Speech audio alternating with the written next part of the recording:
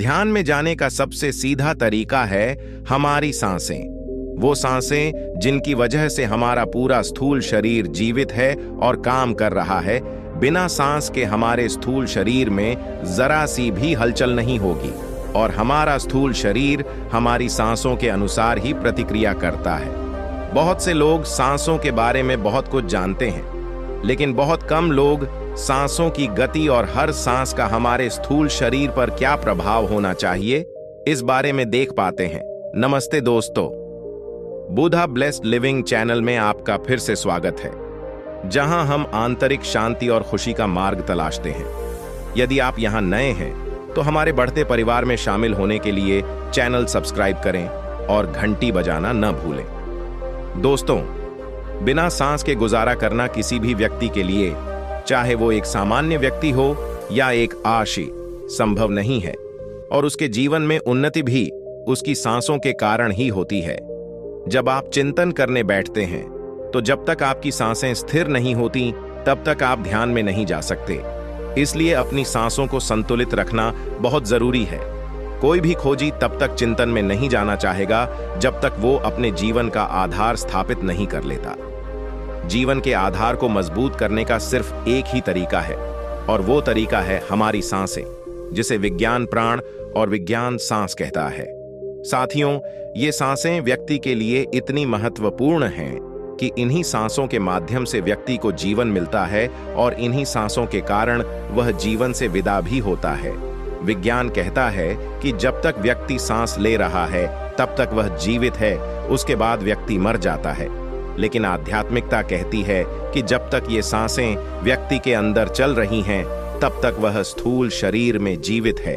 उसके बाद जब यह प्राण रूपी सांस व्यक्ति के अंदर से बंद हो जाती है तब व्यक्ति अदृश्य संरचना में जीवित होता है। यानी व्यक्ति कभी नहीं मरता, केवल उसका वास्तविक स्वरूप बदलता है, क्योंकि ऊर्जा कभी नष्ट नहीं हो सकती। ऊर्जा को एक स्वरूप से दूसरे स्वरूप में बदलना पड़ता है और हमारी आत्मा ही वह ऊर्जा है। मैंने कई लोगों की रिकॉर्डिंग देखी है जिसमें वे कहते हैं कि यदि आप अपनी सांसों पर नियंत्रण कर लें तो आप वास्तव में अपनी आत्मा को बदल सकते हैं।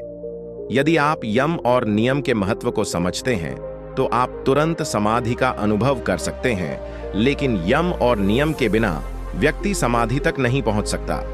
ध्यान करने वाले व्यक्ति के लिए यम और नियम का पालन करना बहुत जरूरी है।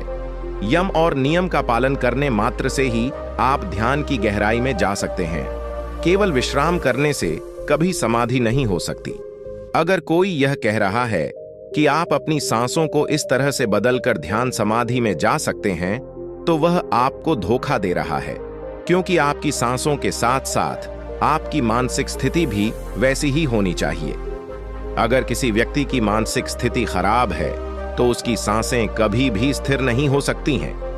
काम से भरे व्यक्ति की सांसें कभी भी स्थिर नहीं हो सकती हैं और न ही उसके अंदर से कभी भी स्त्रियों के प्रति आकर्षण खत्म हो सकता है। लेकिन अगर कोई व्यक्ति यम और नियम का पालन करता है तो उसकी काम वासना भी कम हो जाती है, और जब व्यक्ति की काम वासना कम होने लगती है तो उसके अंदर अलौकिकता पैदा होती है और यह अलौकिकता का विकास होता है जो नजरिए को प्रभावित करता है। जब आपकी नजर सही होती है तो आप विचार मग्न अवस्था में बैठ सकते हैं। वैसे भी आप चाहे जितनी भी कोशिश कर लें, आप चिंतनशील अवस्था में नहीं बैठ सकते। आप चाहें तो इसे आजमा सकते हैं और आपकी जो भी अवस्था हो आप नीचे कमेंट बॉक्स में लिख सकते हैं। साथियों, ये बात तो बिल्कुल स्पष्ट है कि हमारा शरीर हमारी सांसों के अनुसार ही प्रतिक्रिया करता है, क्योंकि इस शरीर का आधार ही हमारी सांसें हैं, जिन्हें हम प्राण कहते हैं। अगर आप अपने आसपास गौर करें तो जो व्यक्ति चिंतन नहीं करता उसकी सांसें तेज होती हैं, लेकिन जो व्यक्ति चिंतन करता है, प्राणायाम करता है, उसकी सांसें धीमी होती हैं। और जितनी आपकी सांसें धीमी होंगी उतनी ही आपकी उम्र रुकेगी और आध्यात्मिकता का विकास भी होगा, क्योंकि हम जितनी ज्यादा सांसें लेंगे हमारी उम्र उतनी ही कम होगी। क्योंकि जो भी इस मानव लोक में जन्म लेता है वो यहाँ दिन, महीने या साल के लिए नहीं बल्कि अपने जीवन के अंत तक के लिए आता है। प्रकृति ने सांसें गिनकर दी हैं और अगर हम अपनी गिनी हुई सांसों को ऐसे ही बर्बाद कर देंगे तो हम और साल कैसे जी पाएंगे दोस्तों। ये सांसें हमारे शरीर और आत्मा के बीच एक कड़ी का काम करती हैं और इस कड़ी को लंबे समय तक बनाए रखने के लिए हमें अपनी आराम की गति पर काम करना होगा। हर परिस्थिति में हमारी सांसों की गति अलग होती है, हमें इस गति को स्थिर करना होगा। ध्यान में जाने के कई तरीके हैं, लेकिन सांसों के जरिए ध्यान में जाना सबसे आसान तरीका है।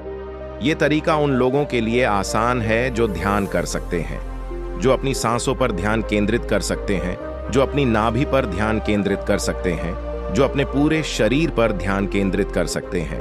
अगर आप ऐसा नहीं कर सकते तो यह वीडियो न देखें। सांस के जरिए समाधि तक पहुंचने के 3 चरण हैं। पहले चरण में आपको 10 मिनट तक ध्यान करना है और आपको अपनी सांसों पर ध्यान केंद्रित करना है। आपको एक बार में 70 से 80 सांसें लेनी है। अगर आप एक बार में 80 से ज्यादा सांसें ले रहे हैं तो इसका मतलब है कि आप मनन नहीं कर पा रहे हैं। सबसे पहले यह थोड़ा मुश्किल हो सकता है। पहले चरण में आपको ध्यान केंद्रित करना है ताकि आप सांस अंदर लें और जितनी देर तक हो सके सांस रोक कर रखें। जब आपको लगे कि आपको सांस छोड़नी चाहिए तो आप सांस छोड़ दें। आराम करने के इस एक उदाहरण को पूरा करने में आपको 10 से 12 सेकंड लगेंगे। इसके अनुसार आपको एक पल में 7 से 8 सांसें लेने की सीमा होगी। जब आप ऐसा करेंगे तो बहुत सारे विचार आपके दिमाग में आएंगे। ये विचार आपको चिंतन से दूर कर देंगे। वे आपको तेज सांस लेने और खुद को संकुचित करने के लिए प्रेरित करेंगे।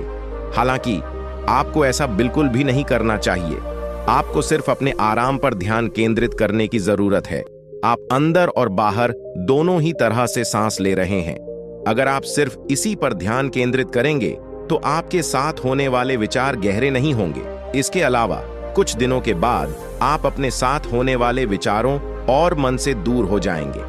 अगले चरण में आपको 15 मिनट तक चिंतन करना है और अब आपको अपनी नाभि तक की सांसों पर ध्यान केंद्रित करना है। उदाहरण के लिए, जब आप सांस ले रहे हों तो यह सांस आपकी नाभि तक आनी चाहिए और आपका पेट फूलना और सिकुड़ना चाहिए।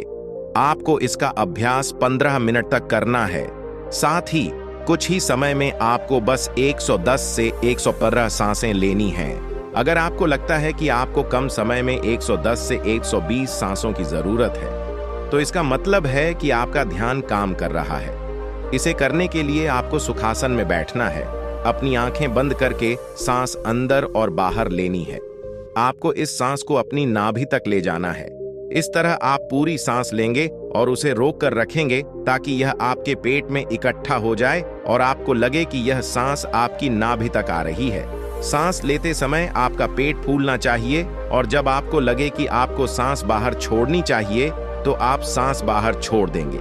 इस तरह से आपको बस 110 से 120 बार सांस लेनी है। जब आप 15 मिनट तक ऐसा करेंगे तो आप देखेंगे कि आपका दिमाग शांत हो गया है।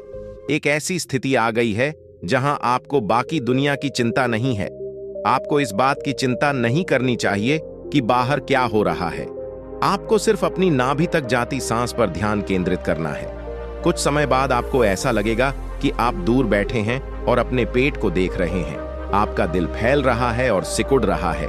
आप अपनी नाभि तक सांस ले रहे हैं। कुछ दिनों तक इसका अभ्यास करने के बाद आप देखेंगे कि आपकी सांसों की गति इस तरह की हो गई है। जब भी आप सांस ले रहे हैं तो आपकी सांसें लंबी हो गई हैं। इसका मतलब है कि आपने दूसरा चरण पार कर लिया है। तीसरे चरण में आप अपनी सांस को पूरे शरीर में महसूस करना चाहेंगे। यह ध्यान की एक ऐसी स्थिति होगी जिसमें आपको पूरे शरीर के बारे में पता होगा। यह ध्यान तब तक रहेगा जब तक आप अपना ध्यान अपनी सांसों पर रखेंगे। जब आपका ध्यान सांसों से हट जाता है तो आप उस अवस्था में पहुंच जाते हैं जहां पहुंचने के लिए हर किसी में होड़ लगी होती है। हर साधक उस अवस्था में पहुंचना चाहता है लेकिन पहुंच नहीं पाता। इस अवस्था में आपको 20 मिनट तक चिंतन करना होता है और इन 20 मिनटों में आपको कई बार सांस लेनी होती है। अगर आपकी सांसें इससे ज्यादा लंबी हैं तो इसका मतलब है कि आपको वाकई और अभ्यास की जरूरत है। जब आप इस तरह से अभ्यास करेंगे तो आप पाएंगे कि आप ऐसी अवस्था में जा रहे हैं जहां आपका अपने शरीर से जुड़ाव खत्म हो चुका है। आप दूर बैठकर अपने शरीर को देख रहे हैं। आप देख रहे हैं कि एक शरीर है जो अंदर बाहर कर रहा है, लेकिन आप स्वतंत्र हैं। आपके शरीर में न तो कोई पीड़ा है और न ही कोई बंधन है जो आपको उसमें बांध रहा है। हालांकि इस अभ्यास को करते वक्त आपको इस बात का ध्यान रखना है कि आपका पेट बिल्कुल सीधा रहे। आपके पेट में कोई भी पट्टी नहीं होनी चाहिए, क्योंकि जब आप ध्यान की इस अवस्था में होते हैं तो आपके मूलाधार चक्र में मौजूद जीवन ऊर्जा, जो आपको समाधि का एहसास कराएगी, ऊपर की ओर बढ़ने के लिए तैयार होती है। और जब यह ऊर्जा सक्रिय होती है तो यह आपकी रीढ़ की हड्डी की सहायता से आगे बढ़ती है, जहां आपकी शिशुमन नाड़ी मौजूद होती है, जिससे उसमें भरा तरल पदार्थ ऊपर की ओर जाता है। यह ऊर्जा आपके मूलाधार चक्र से शुरू होकर आपके स्वादिष्ठान चक्र और मणिपुर चक्र से होते हुए आपके अनाहत चक्र, विशुद्ध चक्र और फिर आपके आज्ञा चक्र तक जाती है। मान लीजिए इस अवस्था में आपके शरीर में कोई बंधन है। अगर आपका शरीर झुका हुआ है तो आपकी यह परीक्षा विफल हो जाएगी। इसलिए इस अवस्था में आपको वास्तव में इस चीज पर ध्यान केंद्रित करने की आवश्यकता है। दोस्तों, यह अनुभव 100 साधकों में से कुछ ही लोगों के साथ हो सकता है। इसलिए नीचे टिप्पणी अनुभाग में कुछ भी लिखने से पहले अपने प्रयासों पर भी ध्यान केंद्रित करें। हो सकता है कि आपके प्रयासों में कुछ कमी रही हो, इस कारण से आपके साथ ऐसा हो रहा है। लेकिन जिन साधकों को अच्छे अनुभव हैं, उन्हें यह समझना चाहिए कि वे ध्यान में आगे बढ़ रहे हैं। लेकिन जो साधक इसमें सफल नहीं हुए हैं, उन्हें निराश होने की आवश्यकता नहीं है। अगर उन्हें चिंतन करते समय बहुत शांति महसूस हुई है, अगर उन्हें चिंतन करते समय खुद को देखने का मौका मिला है, अगर उन्हें आने जाने वाली सांसों को एक पर्यवेक्षक के रूप में देखने का मौका मिला है, तो उन्हें यह समझना चाहिए कि वे ध्यान में आगे बढ़ रहे हैं और धीरे धीरे समाधि की यह स्थिति उनके जीवन में भी आएगी। दोस्तों, समाधि की स्थिति को समझना थोड़ा चुनौतीपूर्ण है, क्योंकि इसके सभी रिश्तेदार विभिन्न स्तरों पर इसका अनुभव करते हैं। कोई भी आपके अलावा यह निर्धारित नहीं कर सकता है कि आपने किस स्तर का अनुभव किया है। लेकिन एक बात मैं आपको बताना चाहता हूं कि इस प्रयोग को करते समय आप अपने मन और शरीर को स्थिर रख सकते हैं और अपनी जीवन प्रत्याशा को बढ़ा सकते हैं। इसके अलावा कई अन्य फायदे हैं जो आप खुद महसूस करेंगे, और मुझे नीचे टिप्पणी अनुभाग में बताएं कि इस प्रयोग को करने के बाद आपको क्या अनुभव हुए हैं। तो दोस्तों, आपको वीडियो कैसा लगा मुझे कमेंट करके जरूर बताएं कि आपको वीडियो कैसा लगा। और अगर आपने चैनल को सब्सक्राइब नहीं किया तो चैनल को जरूर सब्सक्राइब करें। धन्यवाद। नमो बुद्धाय।